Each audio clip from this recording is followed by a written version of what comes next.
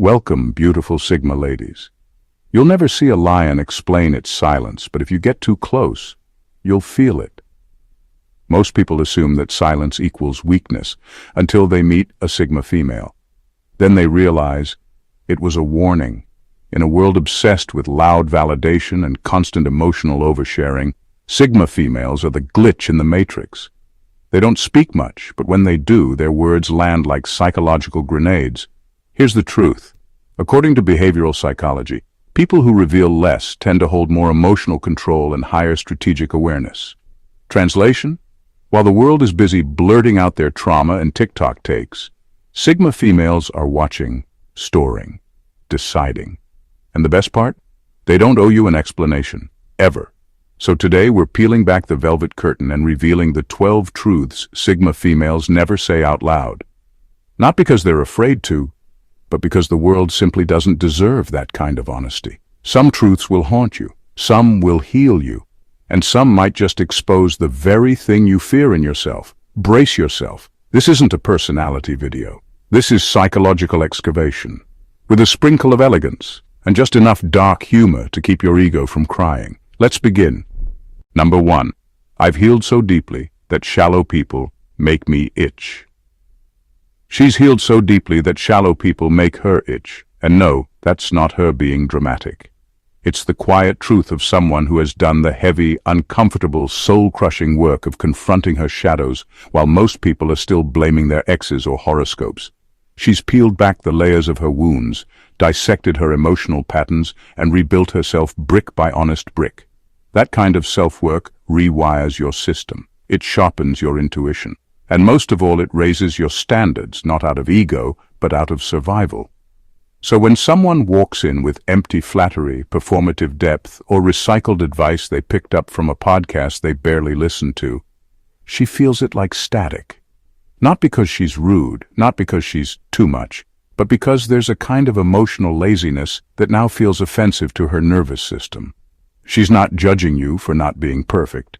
She's just allergic to people who refuse to go inward, yet expect access to her life.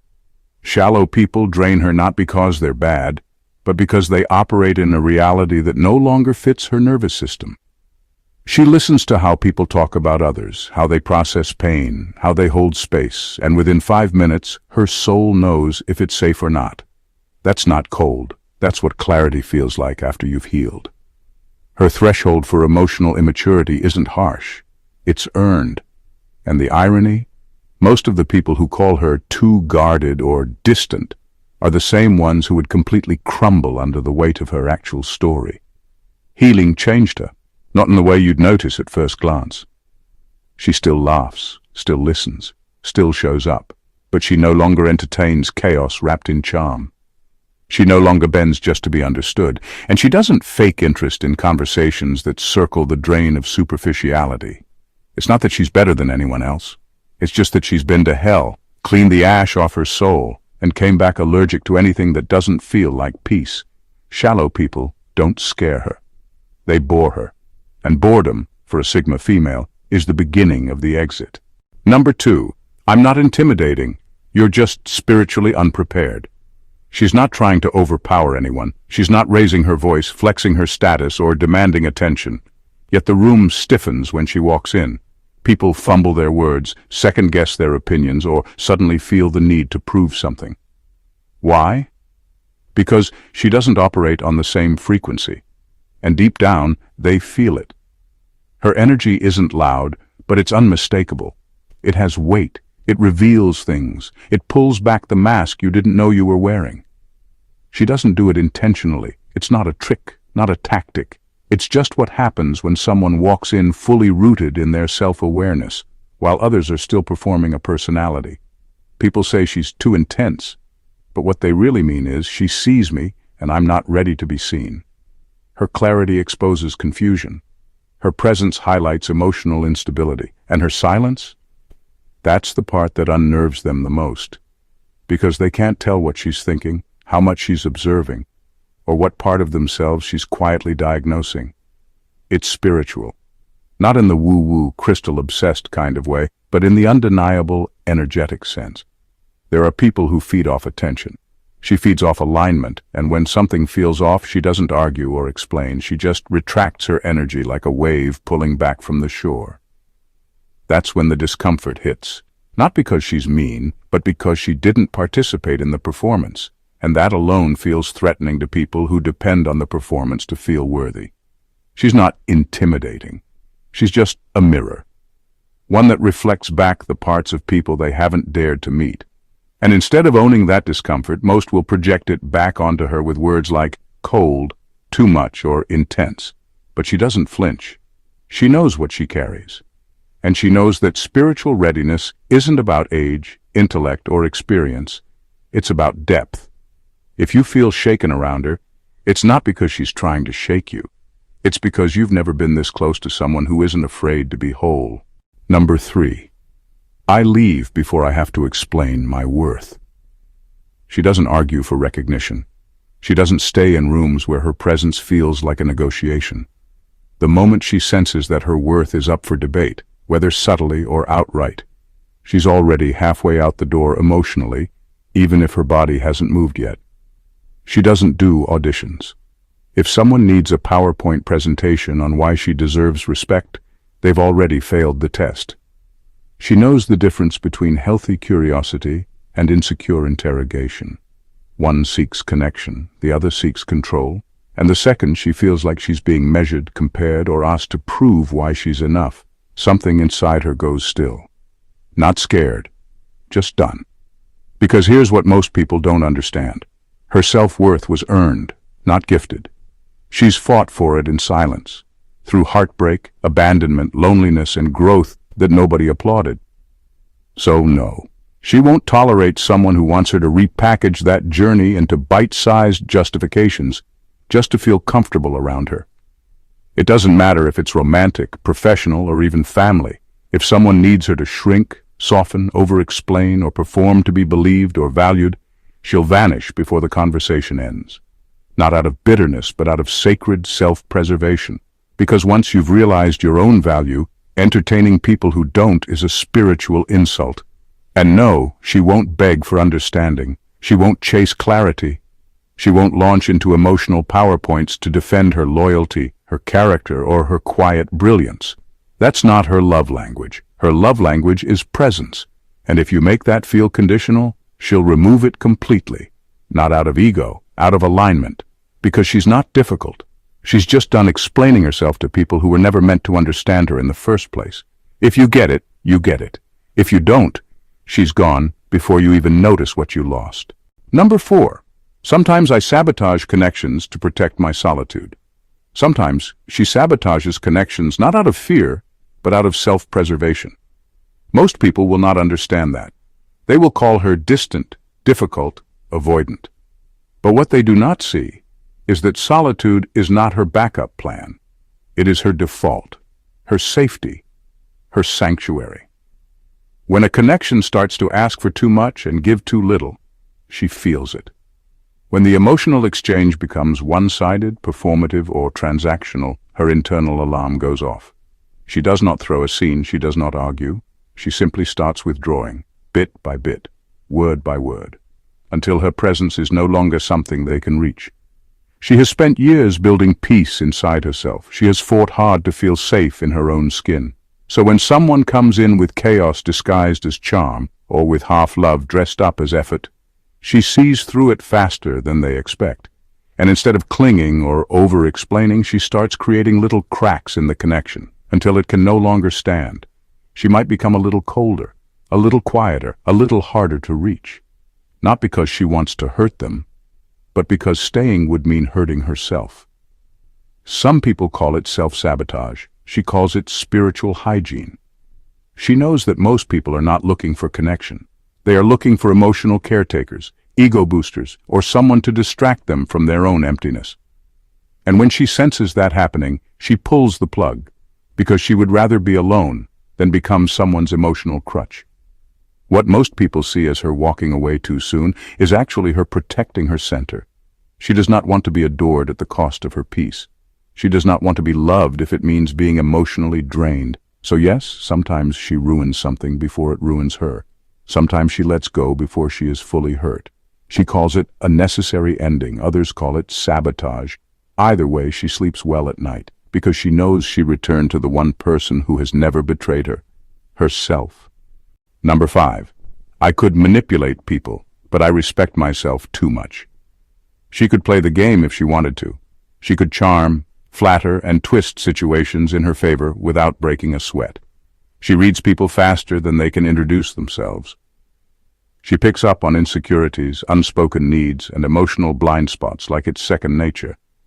And if she chose to, she could use all of that knowledge to manipulate outcomes, win approval, or dominate every room she walks into. But she does not. Not because she is incapable, because she respects herself too much to become that predictable. She knows how easy it is to weaponize intelligence, to turn insight into leverage, to seduce with silence, to control people without ever raising her voice. She's seen it done. She's even been tempted. But every time the opportunity arises, something in her soul refuses. Because power that comes from deception feels like a loss, not a win. She values her own restraint more than the cheap high of control. Her silence is not passive. It is a decision, a discipline. When she holds back from manipulating someone she could easily unravel, that is her integrity speaking louder than any words ever could. She would rather be alone than be surrounded by people she had to manipulate into loving her. She would rather lose a connection than orchestrate one based on control. And she would rather be misunderstood than pretend to be someone else just to stay liked. Most people do not understand that kind of restraint. They think if you have the power, you should use it. But she knows better. She knows that controlling others is easy. What is hard, what is rare, is controlling yourself. She does not need puppets. She does not want pawns. What she wants is truth, authenticity, and peace. And if that means walking away from situations she could have easily manipulated into staying, so be it. Because at the end of the day, she would rather live with clean hands and a clear conscience than win by pulling strings behind closed doors. That kind of power isn't strength. It is insecurity in disguise, and she is far past needing that. Number 6. I respect intelligence more than love. She has nothing against love. In fact, she values it, but not the surface-level kind that most people throw around like candy. Compliments, attention, and sweet words don't move her if they come wrapped in intellectual emptiness. You can adore her, praise her, worship the ground she walks on. But if your mind doesn't challenge hers, she's gone. Quietly, respectfully, and for good. For her, intelligence is the gateway. Mental depth is intimacy. If a man can't spark her curiosity, unravel her logic, or make her pause mid-thought and reconsider something, then he's not in. No matter how much love he claims to have for her. She doesn't want someone who just understands her emotions. She wants someone who understands her thoughts. Someone who hears what she doesn't say, who reads between her silences, who knows the difference between her being quiet because she's peaceful and quiet because she's detached. That kind of awareness, that's sexier to her than flowers or long texts or a good morning routine. Most men assume love is enough, that being kind, consistent, or affectionate guarantees a place in her world. It doesn't. She's not impressed by effort if it's not intelligent. She needs conversations that feel like excavation, not repetition. She wants to talk about the things that keep people up at night. She wants to challenge and be challenged, not in a hostile way, but in a way that makes her mind come alive. Loyalty is great, but can you outthink her in a debate without getting defensive? Can you drop your ego long enough to learn from her? Can you hold your ground when she pushes back, without folding or becoming passive? If not, she will start emotionally detaching, even if you're the nicest man she's ever met. She doesn't fall in love with faces, she falls in love with minds. And if your brain doesn't speak a language hers can dance with, your heart will never get the chance. Number 7. I'm always watching who tries to shrink me. She may not react when someone throws a subtle dig. She may laugh it off when a compliment comes with a sting. She may even let it slide when she's conveniently left out of a conversation, a decision, or a plan. But don't mistake her silence for oblivion. She noticed. She always notices. She's the type who pays attention to the small shifts, tone changes, facial expressions, passive-aggressive humor, backhanded praise. While everyone else is focused on the obvious, she's watching the subtext. Not because she's paranoid, because she's studied how people operate when they think she isn't looking. She doesn't need drama to recognize disrespect. She doesn't need screaming matches to confirm someone's intentions. She collects every micro-slight like evidence, not to use as weapons later, but to understand exactly what she's dealing with. She's not emotional about it, she's strategic. If someone tries to dim her light through sarcasm, subtle competition, or calculated neglect, she clocks it. She won't confront you with it. She'll just make a quiet decision. You are not safe. You are not sincere. You are not who she thought you were. And from that moment on, the connection begins its slow, deliberate death. She won't beg to be respected. She won't argue about tone. She won't campaign to be seen. She'll just begin pulling away layer by layer until you're left talking to the version of her she no longer updates. The real her is already gone. What people call overreacting is actually her recognizing a pattern early. She's been through enough to know what a slow erosion of self-worth looks like. It always starts small, the jokes, the silences, the polite disregard. She won't let it get to the point where she doubts herself, because she doesn't shrink for anyone. And if someone even tries to make her feel like she should, she doesn't fight for space. She leaves the room. Permanently. Number 8. I don't want a seat at the table. Sometimes I want to burn the table down. She's not interested in being included, if inclusion means silencing herself to make others comfortable. She's not playing dress-up in systems built to reward obedience and punish authenticity. The corporate ladder, the social hierarchy, the relationship power games, none of it impresses her, because she sees through it all. And what she sees is insecurity dressed as leadership, ego packaged as structure, and groupthink sold as culture. They want her to fight for a seat at a table that was never built with her in mind. A table that only accommodates those who play along, play small, and play nice. But she doesn't play. She studies, she questions. And when something feels built on performance instead of purpose, she doesn't ask for space. She walks away. And sometimes she dreams about burning the whole thing down. Not out of bitterness, but out of clarity. Because what good is a seat at a table where truth is inconvenient, authenticity is punished, and loyalty is conditional? Why strive to be accepted by a system that thrives on pretense and rewards silence in the face of nonsense? She's not the rebel who wants to be seen as edgy. She's the realist who knows when something is spiritually toxic, whether it's a fake friendship circle, a manipulative boss, or a relationship based on power instead of respect. She doesn't just disengage. She mentally dismantles it, brick by brick, until she understands exactly how it was designed to fail people like her. And then she builds her own. She creates her own rules, her own rhythm, her own version of success, love, and peace. She would rather be alone in her own space than tolerated in a system built on ego, because she doesn't want access. She wants truth. She wants depth. She wants freedom. And if the table can't offer that, she has no use for it. She doesn't want their seat. She wants their illusion dismantled, not because she's angry, but because she's awake. Number 9. Most people bore me because they live on loops. She would never say it out loud. It would sound cruel. But the truth is, most people bore her. Not because they're bad, not because they're unintelligent, but because they're stuck. Emotionally, mentally, spiritually stuck. She listens to them repeat the same complaints, tell the same jokes, chase the same validations, and recycle the same stories they've been clinging to for years. There's no movement, no growth, just loops. She doesn't hate them for it, she just quietly detaches. Because her mind is wired for evolution. She needs freshness, insight, transformation, people who ask hard questions and actually change their behavior. People who outgrow versions of themselves and then burn the evidence. She needs that kind of energy to stay alive inside, but what she sees most of the time is emotional déjà vu. Someone will tell her about a breakup, but it's the same breakup with a different face. Another person will vent about work, but they've been stuck in the same cycle of bitterness for a decade.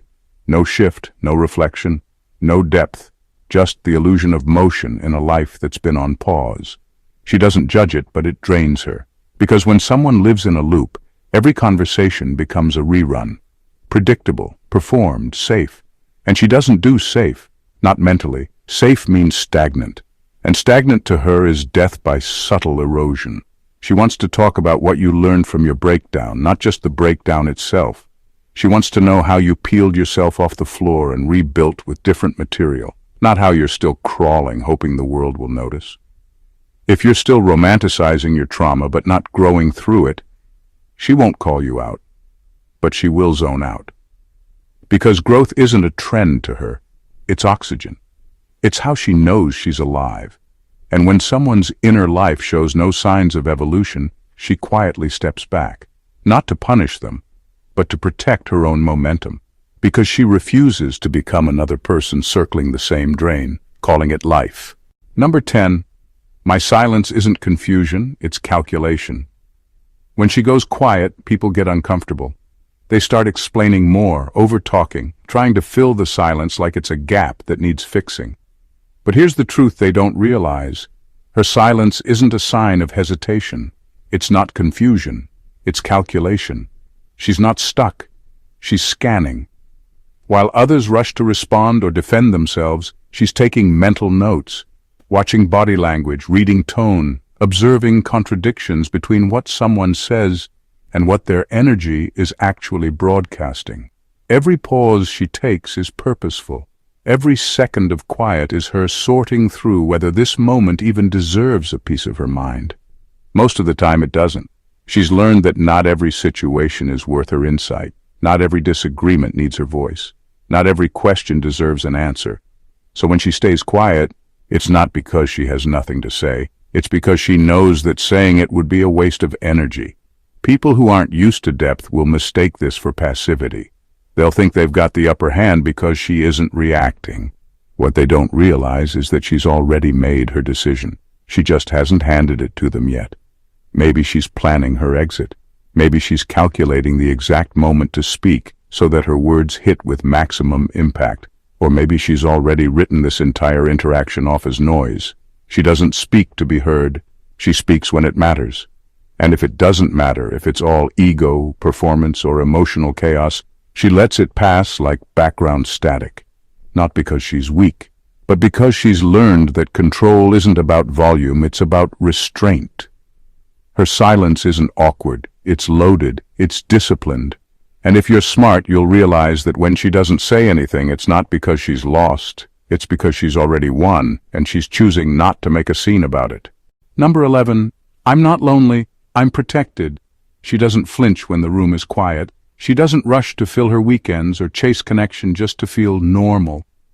When she's alone, she's not aching for company. She's breathing. Because for her, solitude isn't emptiness, it's protection.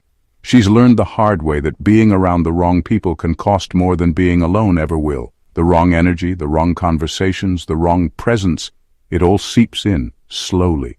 It pollutes the peace she's spent years building. And once you've been spiritually contaminated by fake friends, manipulative lovers, or emotionally chaotic circles, you start treating your solitude like sacred armor. People mistake her isolation for loneliness. They see her boundaries and think she must be hurting.